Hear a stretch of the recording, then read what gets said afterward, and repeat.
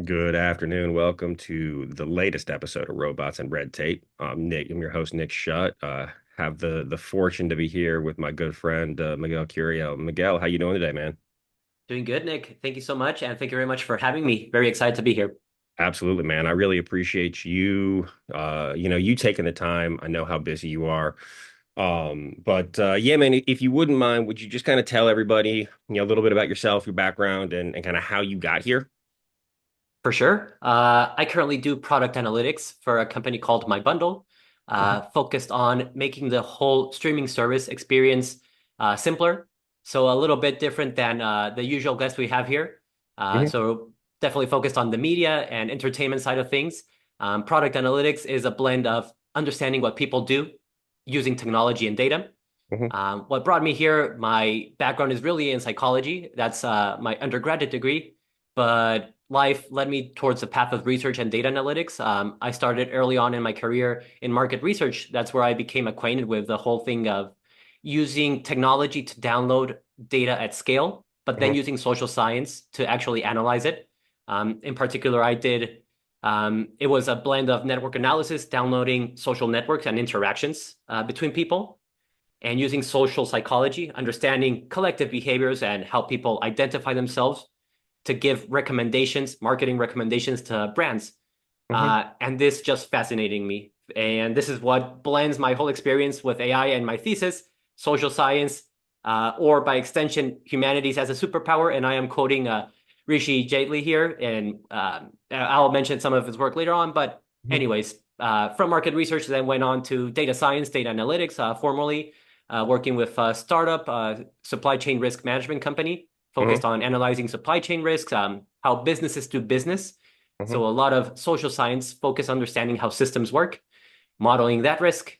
And then that led me to my current path, analyzing user behavior within the entertainment and media industry. Absolutely, man. No, that's fascinating. I appreciate that. And so, out of curiosity, with a social sciences background, that's very different than a lot of people that ended up in like a more traditional AI to data to AI route, right? And into analytics, whether it's somebody with more of a mathematics background, statistics, economics, physics, what have you. How has that social sciences approach and social sciences background changed and influenced your view of analytics, user behavior, and AI? Yeah, that's a great question and something I think about every day, almost literally, especially with the AI hype going on. How Hmm. does it influence or affect? It is everything for me. Social science is everything because, or in most cases, we shouldn't let AI loose. Hmm. And in this regard, I very much concur with Aaron Underwood, who you also had on the show, the human in the loop concept. We Hmm. cannot be go out of the loop. We must always be in, especially for high risk decisions. And in this regard, like how I understand it, and also quoting Aaron Underwood, think of AI currently as a high end intern, someone very wanting and willing to do everything you want. They will say yes to everything, but sometimes they will hallucinate. They will say things that don't make sense. So then you have to think about, okay, what is going behind this? You have to think critically about the outputs. You need to have business domain if what you're asking is a business question. Um, and if you take it a step further, there are several examples where you need to think about the system that is fitting into this. For example, racial bias is very present, unfortunately. So you need to understand the inputs as well. So all this to say, social science and AI for me is everything. And I continue to think about how to best put this on the radar and not be left out of the loop.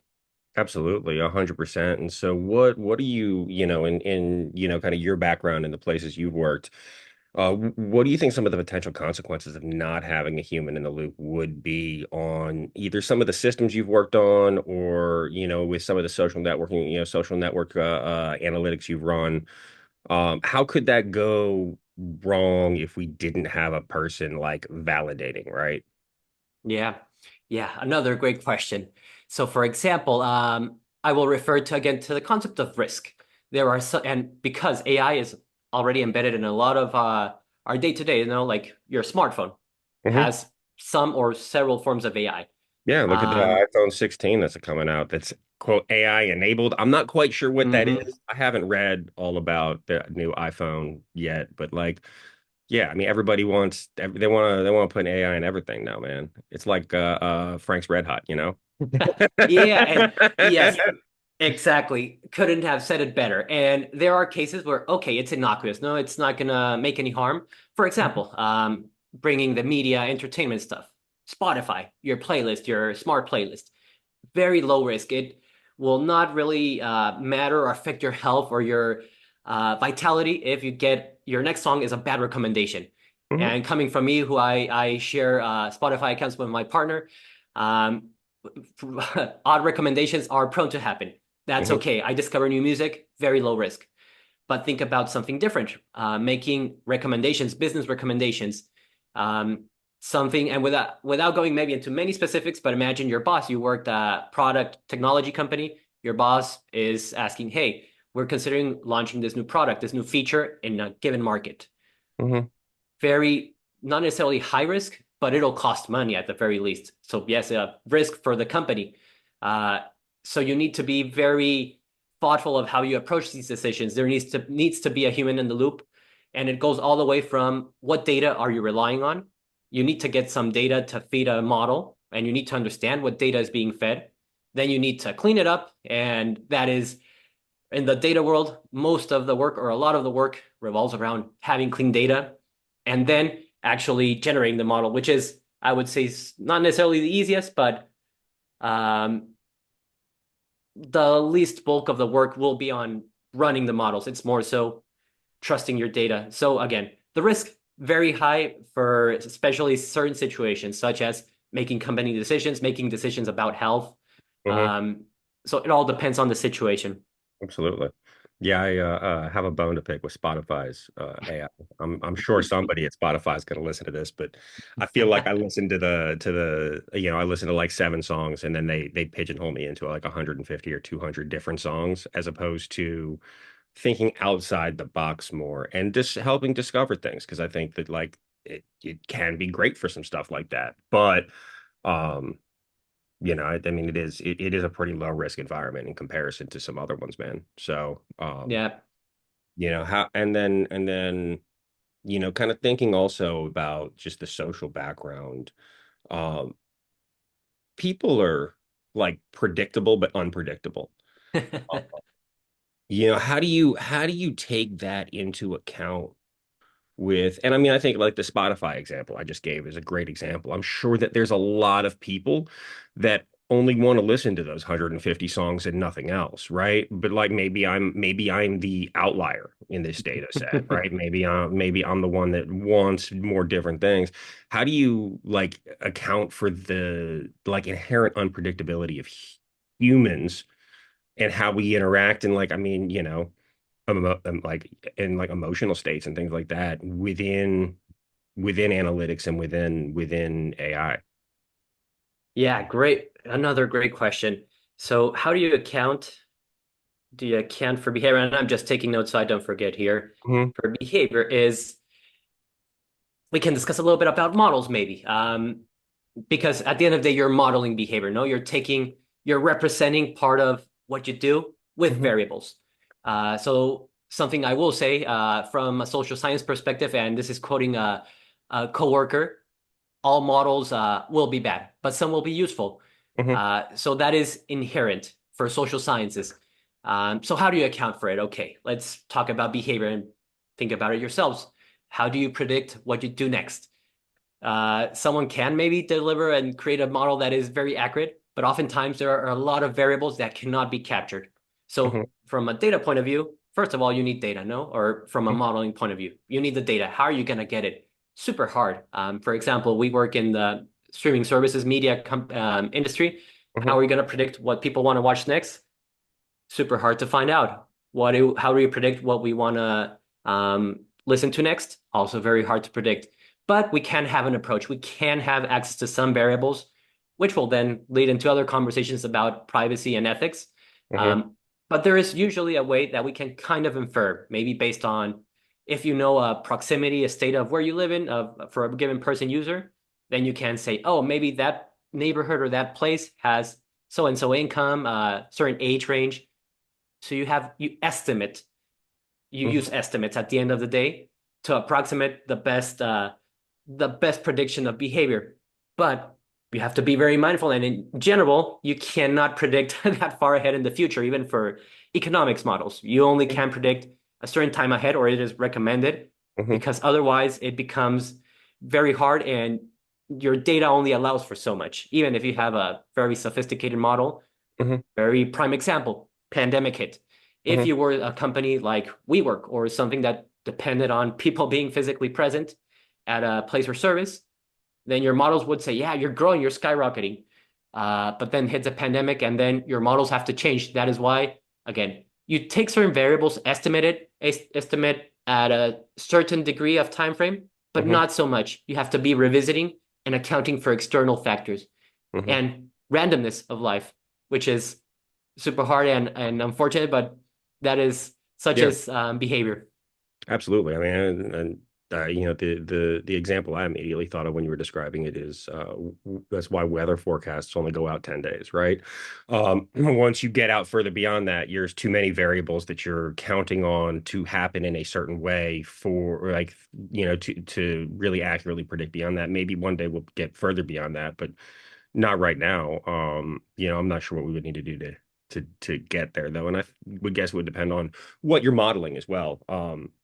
But I mean, I know you mentioned like streaming, streaming services, things like that. How do you yeah, obviously lower on the risk totem pole, right? As opposed to some of these other more higher risk use cases. But how do you approach that watching, what people want to watch next? Because I heard, and I can't vouch for, this being accurate or not. I heard that Netflix years ago, instead of modeling like they used their existing user data to see, well, if this person liked this show, then and this other person liked this show, person A and person B both like it, and person B likes a different show, then we can recommend that. Are you looking at like your users internally and like creating a profile, like kind of like an avatar type, and modeling them, and then suggesting like using their data to suggest like using their data and their watch like their watch history to suggest more things into that like avatar type?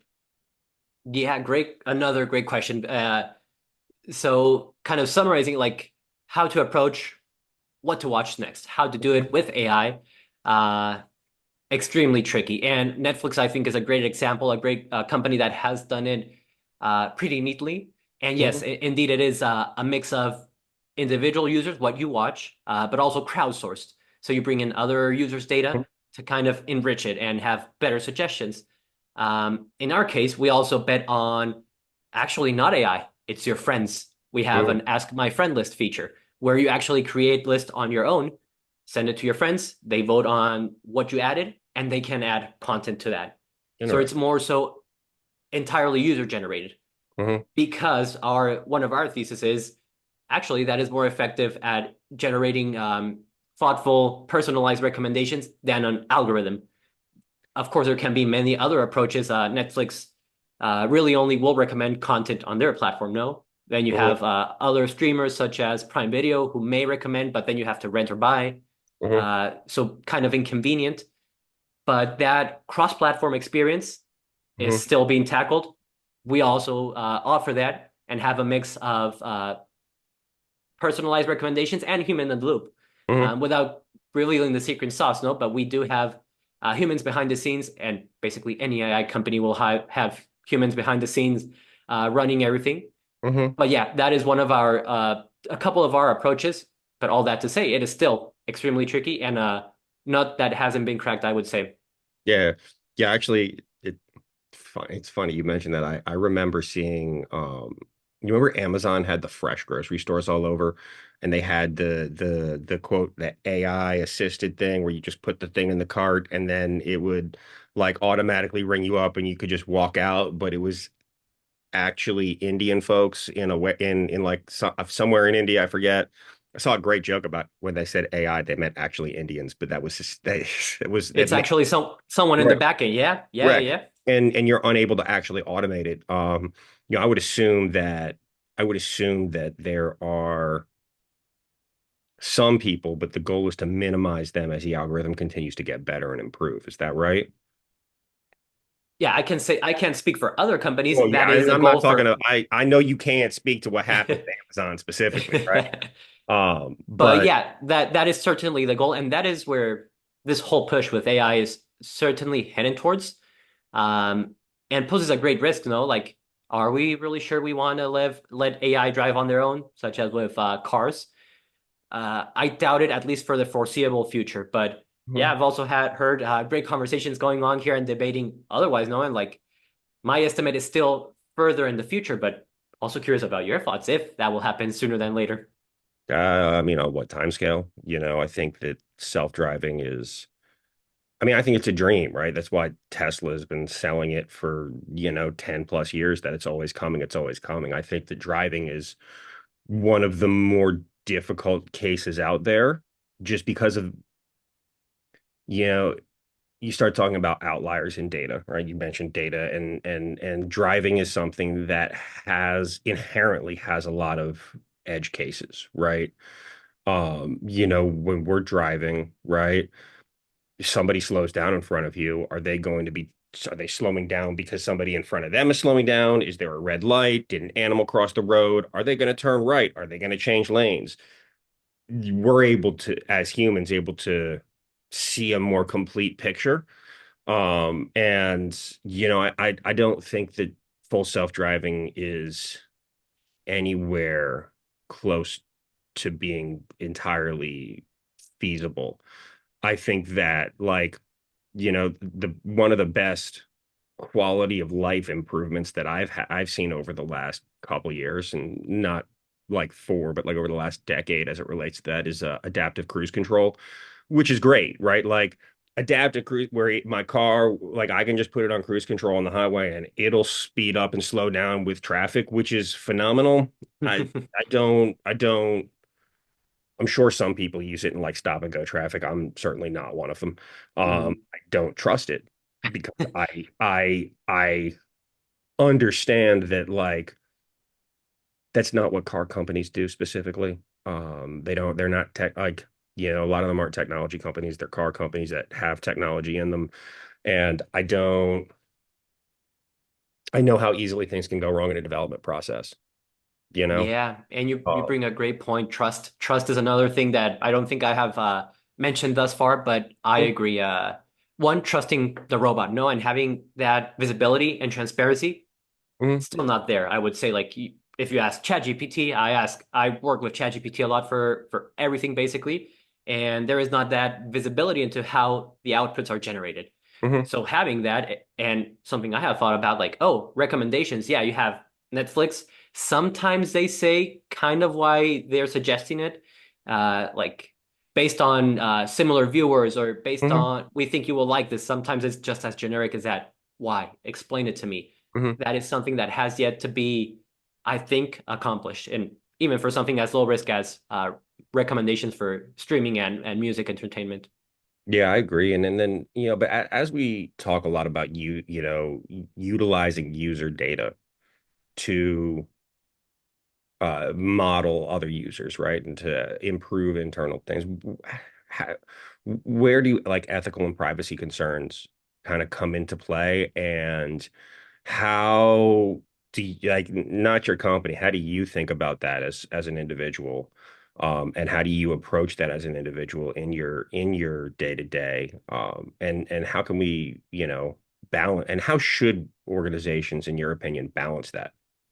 Yeah, another great question. How I approach it personally, and both it permeates throughout my professional experience now and work is if it's consented, and this I will also allude to one of our past speakers here, Brian, who also talked a lot about privacy, no? Yeah. And I think I agree with him. I think it's okay to use other people's recommendations to feed into your own and to use your own data if there is consent. Hmm. And high profile example of where it is not consented, or at least it's a dark pattern, meaning there was no permission asked. LinkedIn, no, for example. They just had this thing going on where they are training AI using people's content, but they didn't ask for it. So they Mhm. just turn it on. And right now there's a lot of conversation going on like, oh, they should have asked first. And now people are saying like, oh, you have to go here and here to actually deactivate that. Mhm. That's where it gets very fuzzy, no? And that's just one example. Also, OpenAI is has had similar allegations. Where are you getting the data? Is it proprietary? Did you have permission? Most Mhm. likely for all of it, no, because it is very hard and you're dealing with user-generated content. So sometimes you consent to some things, but Mhm. who really reads the fine print? No. So all this to say how I approach it very delicately, I will say I think in the US we are still lagging behind in terms of privacy and regulation, as Mhm. opposed to maybe Europe, where it is highly regulated. Mhm. It will trickle down and come here. And I work in product analytics. I analyze user behavior. It is becoming increasingly hard to do that because we cannot always understand what people are doing on our website or a mobile app, for example, because people are opting out.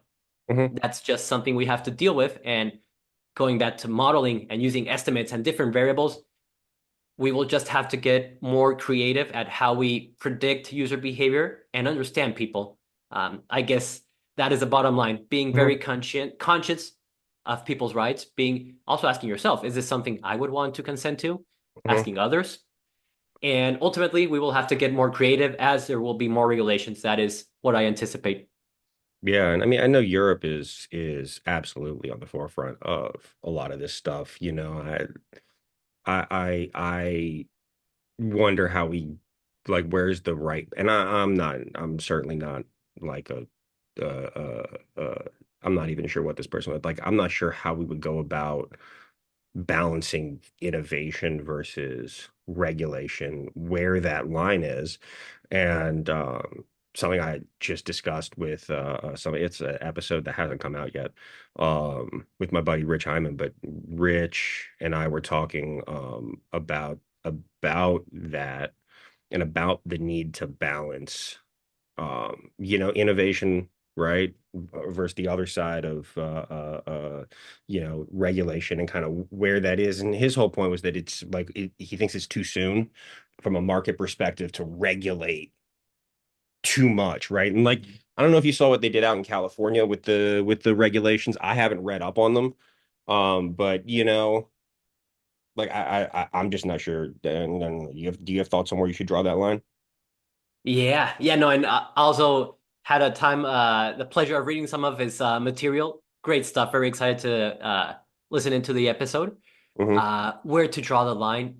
Yes, I think well, any regulation will take some time. It usually lags.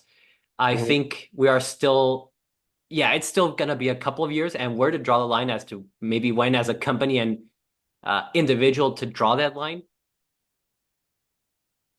I always try bringing my psychological lens, try to either from a compassion point of view or a empathy point of view, put myself in other people's shoes and what I'm doing. Like, am I okay if other people are analyzing what I'm analyzing? I think also according or concurring with Brian's view, if it is going to enhance, I think this is something he mentioned. If it's going to enhance the experience of your product and by extension the user, I think it is okay, but again, there has to be consent. Hmm. Uh, but for that to be highly regulated, yes, still a couple of years ahead. Yeah. Absolutely. And where I agree with you. And where do you see what are some interesting use cases in for AI or generative AI within your industry? Um, and how do you have any examples of like success stories as it relates to that? Yeah. Yeah, I think as we said, no, we AI already embedded in a lot of places, a lot of which are streaming, media, entertainment related. Netflix, prime example of successful. But other novel areas, and I will refer here to Park Associates, who are some of the thought leaders in this area. They recently, like as of 2 weeks ago, launched a white paper and had a webinar on this. All this to say, what they say and see is again AI already embedded. Where it's heading, uh, there is a lot of personalization in terms of ads. And I don't know if you or anyone here listening in has seen this, but I have been getting ever so personalized ads on both my streaming devices and on YouTube, where I spend a lot of time, a lot of product analytics software, and I'm like, how do they know this? Hmm. I'm certain there is a way, but this ad revenue and ad personalized ad targeting, highly potential area and already being applied. Another one, user generated content, Hmm. um, making it easier for people to create content. And in this regard, some may not think of YouTube as a competitor to Netflix, but really they are. They have 1,000%. YouTube TV, live TV division, Hmm. but in reality, they are competing for attention. No, they want people to spend time watching this or using this service. Yeah. YouTube TV also does a great, and YouTube overall does a great job of recommending stuff, Hmm. but also fostering people to create content. And with AI generated tools, they will be able to do it automatically. Hmm. Another one, an unsuccessful one, I would say, is, or so far, live tracking. For example, Prime Video has their X-ray feature where you can pause and see the people who are in the frame acting and see the Hmm. actors. I personally do not engage with that AI. I don't see the value in seeing, oh, frame by frame, who is there? Who is acting on Hmm. this scene? Personally, there may be users, but um, Well, then, also all this to say, live tracking yeah. will be better for sports, for example. That is going Hmm. to be implemented and having live sports feed and analysis. That's another trend that Park Associates also Yeah. mentioned, for example. I'd be interested in seeing the live sports analytics. That'd be pretty cool. But I absolutely find the live tracking that Prime does where you can pause it and see the actors. That's been very useful because I've absolutely been like, man, I know that actor. Where the hell do I know him from? Who is he? And you just pause and get the name, right? Like that's absolutely, absolutely like a quality of life feature that's small that you don't think about until it's like, man, who is that guy? I don't even know. And so it's interesting to see though how different companies are utilizing it, or you are implementing things like this and how they're setting up and building UIs associated with it, right? It's just it's really interesting to see the product choices that people are making.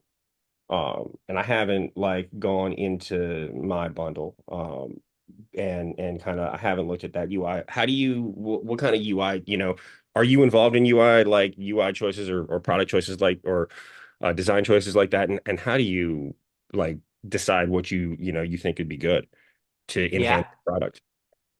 great question.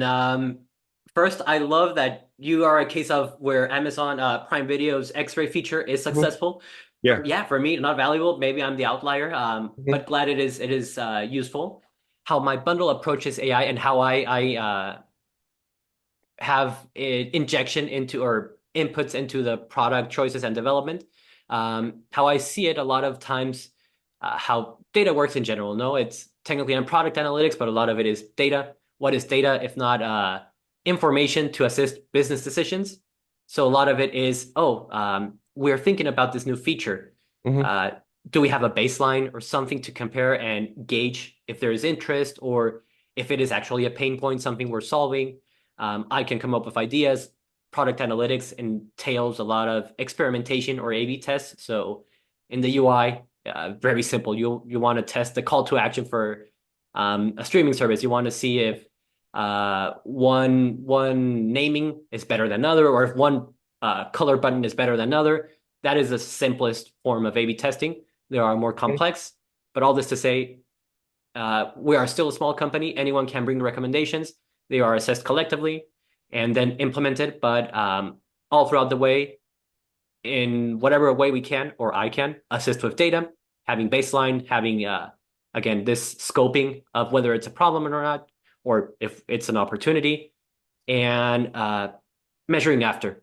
For Mhm. example, sometimes you can't always test everything, so you just do a rollout of a feature, and you want to see if your metric improved, um, Mhm. conversion rate per whatever you name it. Yeah. So you see if before after it improved, then you have to also talk about some modeling decisions, whether because if you do before after, you have to account for seasonality usually. Mhm. So you have to think about that. Yeah. But again, all this to say data, how does it do? How does Mhm. it is involved? It is informing business decisions and guiding them. Absolutely, man. And Miguel, how do you see analytics and by extension AI evolving and changing over the next couple of years?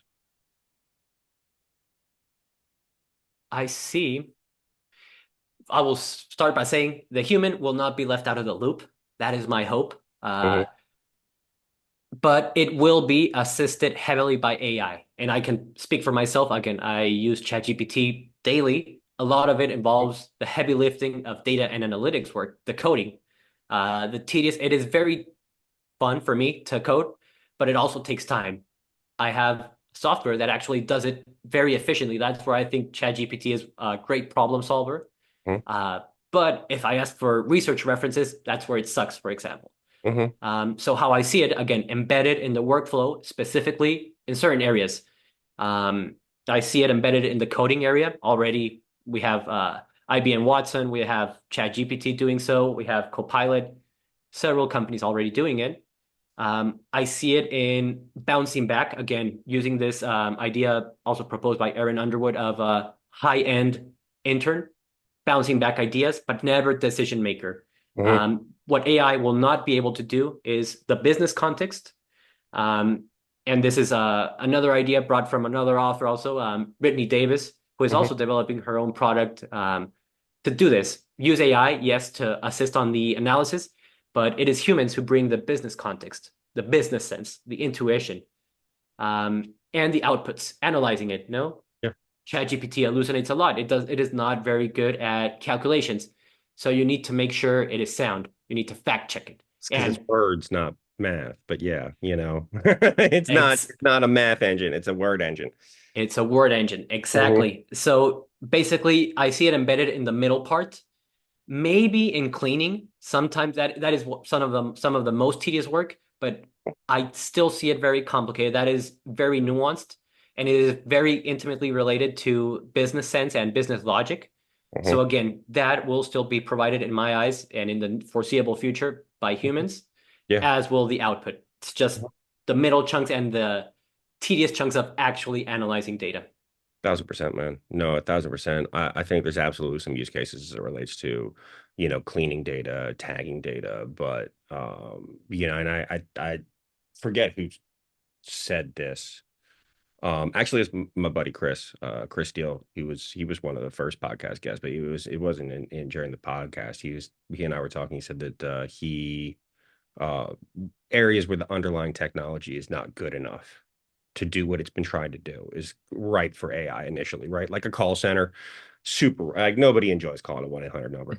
No, I've never met anybody that's like, it was a great experience. I'd like to do that again. Like nobody wants to do that, right? But yeah, man, one thing that I've been thinking about a lot, and I'd like your social sciences approach to this or thoughts on this.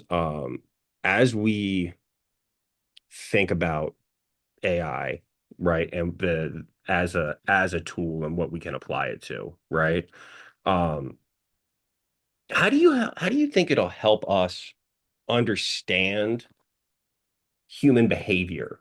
And not just human behavior at like an individual level, at a societal level, from a societal trends. How do you think that it will enhance or detract from our ability to analyze humans at scale? Oof. Love this. Much more philosophical, Hmm. societal question. How do I see that? I will equate it and kind of referencing two authors here. Ethan Mollick, who wrote a book called Co-Intelligence. Uh, Highly recommend reading it. It is very new. He is a professor at Wharton. Uh, has been years and years working with AI and especially on the business and management side of things. This book, something that I took away from it is it's like any other technological advancement. No, think about industrial revolution and everything. It makes us reflect on society and what we are doing. Like, if I really want to use AI to implement this, like for example, do I really want to use AI to streamline my coding experience? Hmm. Heck yes, I do. I'll become more effective, more productive. Hmm. But do I really want to use AI to create art? I don't think so. And that's some of his proposals. One of it's use AI heavily so you can understand its limitations, so you can reflect on yourself where you don't want it to be involved. And the other author I will also bring, and I mentioned earlier in the call, Rishi Jaitley, who is a OpenAI advisor. He founded a leadership program at Virginia Tech. His whole thing is humanities as a superpower. And I will say that again, what is it that makes us inherently human? Continue to think about that, and there is no absolute answer. Uh, but I think it is along the lines of humanities because it's in the name, but also um, within the social sciences, like that understanding of behavior, it is so unpredictable. There are a lot of variables that AI cannot simply not comprehend because again, it will lack the context always. It will lack fully understanding the context until we get to the point of very intelligent AI. No, but Mhm. until that point, which I think we're still far away, it's used heavily. Think of the areas you don't want it to impact, because those are which make us inherently human. And I Mhm. think it goes back to humanities, leadership, Yeah, and social absolutely. science. Yep. Yeah, I think that you bring up an interesting philosophical point, an interesting philosophical question of what inherently makes us human, right? Like, and I think one of the things that I think that's it separates us is our desire and ability to understand the world around us, right? But also in addition to that, provide commentary on that in a form of art, right? Whether it's writing or drawing or painting or, and that's like whether it's on paper or, on the walls of a cave, right? From 10,000 years ago, it's the same underlying desire. Uh, I I think that religion is inherently when I say our, I mean humanity's first attempt to explain the world around us. What's thunder? Oh, that's just Thor striking his anvil with his hammer.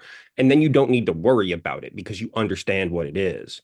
So I think that the quest and drive for understanding is absolutely one of the things that makes us most inherently human. Love that. And yes, you can use it. I have used AI to explore deep questions, Hmm. but it is only an exploration and a commentary and very generic. No, it's, as you said, a text-based recommendation based on likeliness of other responses. Hmm.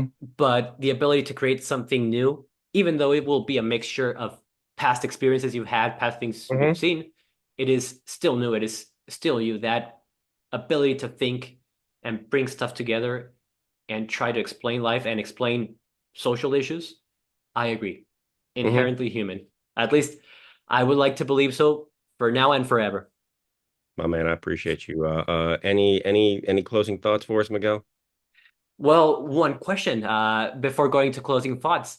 Uh, Going back to the streaming services industry and stepping out of the philosophical Yeah. world, I would also like to ask you, what areas of opportunity or areas do you see where AI could be valuable to you personally?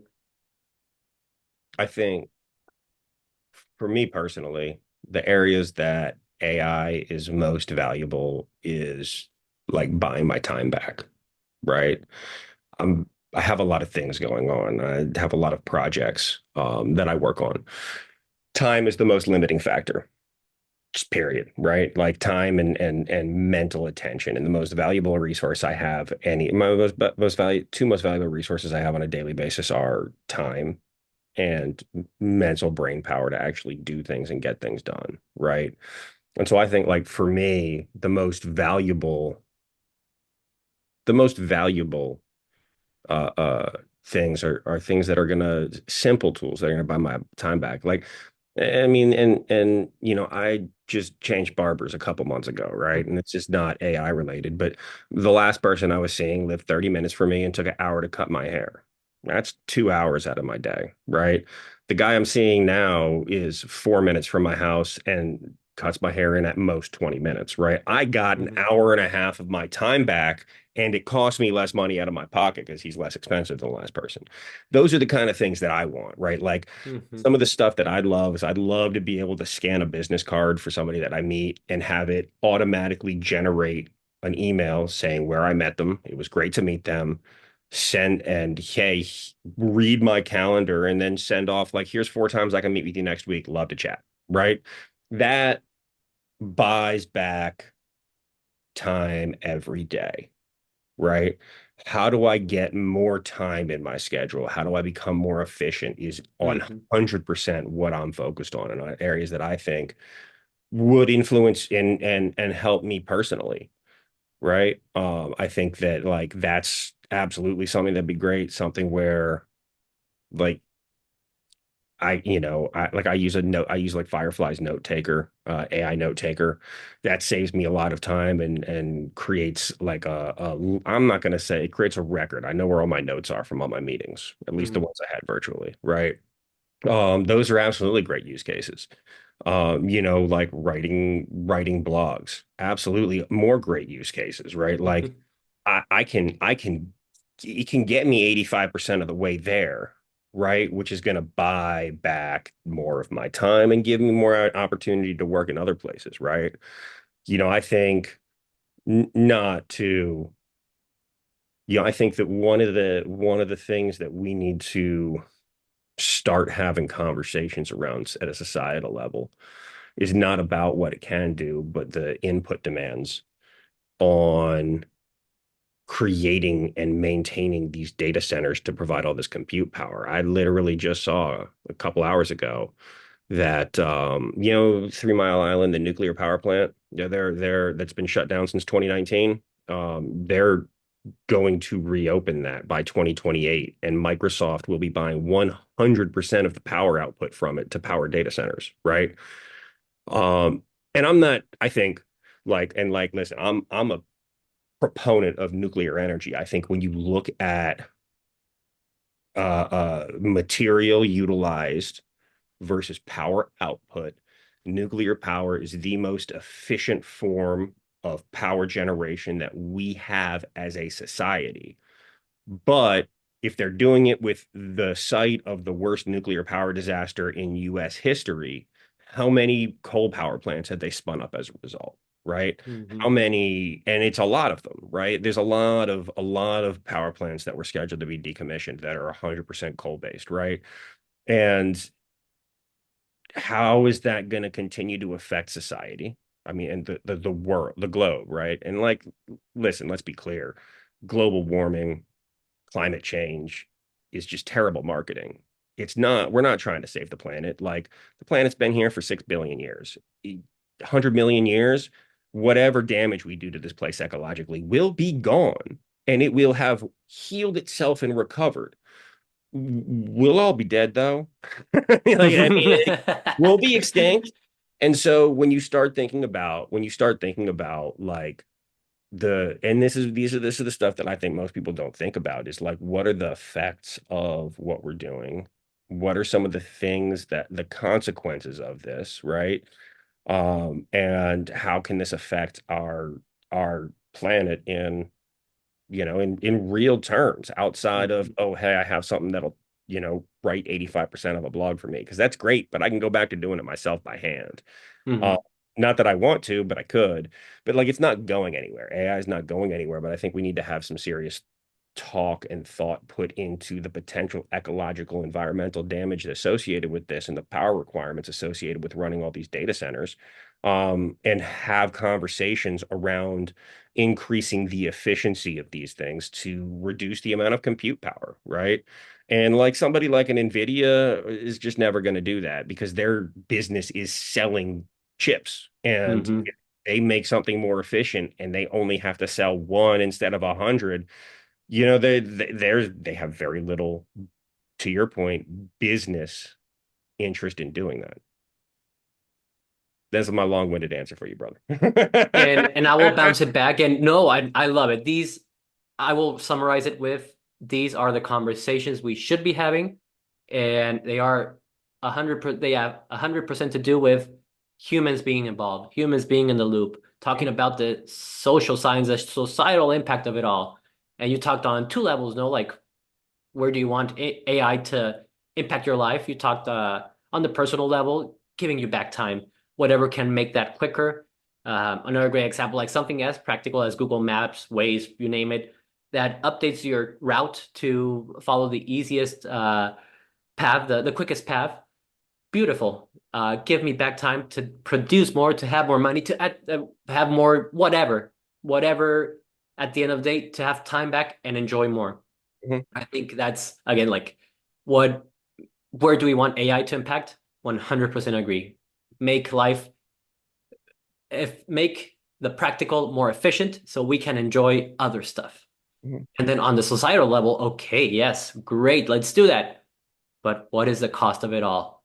I Mhm. agree. And it is not widely discussed yet and goes back to the point of when is it going to be regulated? No, like I think we're slow and falling behind. And I think worldwide, this is not a country level just, it's all the world is just falling behind because it took us by surprise. And to your point, it's gonna come at a cost and the planet is gonna do well without us. But if we don't talk about it sooner, then it's gonna be uh, dire for us sooner. Yeah, we've been running on a linear supply chain for thousands of years, right? And our consumption over the last 500 years has increased exponentially, right? When you and it's in conjunction with, I mean, like this is not the first time that we've changed the climate by the scale of industrial operations. The scale of Roman mining operations in Spain, it based on what we can see rose it raised it caused a 1 to 2 degree increase in temperature on Earth at a median, which is impressive, right? But from a level of industrial output that was happening 2,000 years ago. However, when you like they did very little in comparison to where we are, and I think that there just needs to be a conversation around it. Part of the reason why I started Robots and Red Tape is I want to have conversations that people aren't, to talk about things that we should be talking about. So I appreciate you coming on, man. I've greatly enjoyed our conversation, Miguel. This has been a lot of fun. Yeah, no, thank you so much for having me, Nick. I'm so happy we got to have this conversation, and I agree. These are the conversations we should have, and it must continue to be talked about. And think about how do we regulate? How do we put in the human in the loop in the AI? Absolutely, man. Appreciate it. Thanks for listening to Robots and Red Tape, everybody.